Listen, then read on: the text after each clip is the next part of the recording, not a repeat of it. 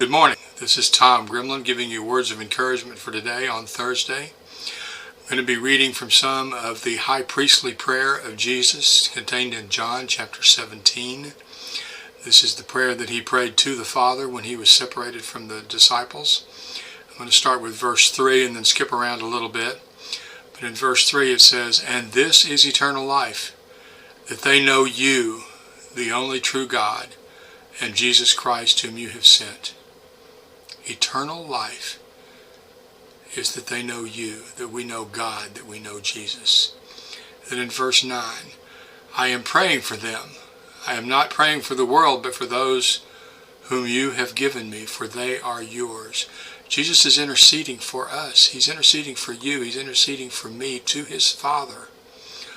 "All mine are yours, and yours are mine, and I am glorified in them." Can you believe that? We are his, and he is glorified in us, in our creation of him and his love. Then in verse 11, "And I am no longer in the world, but they are in the world, and I am coming to you, Holy Father. Keep them in your name, which you have given me, that they may be one, even as we are one." Jesus prays for us to be one with each other, one with him, as he is one with the Father.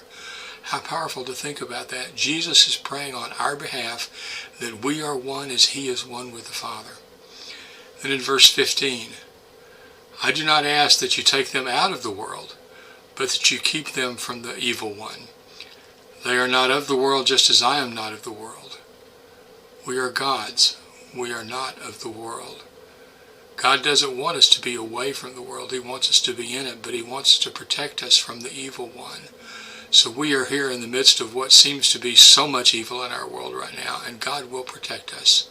He will protect us for eternity with himself. And in verse 17, "Sanctify them in the truth. Your word is truth. As you sent me into the world, so have I sent them into the world.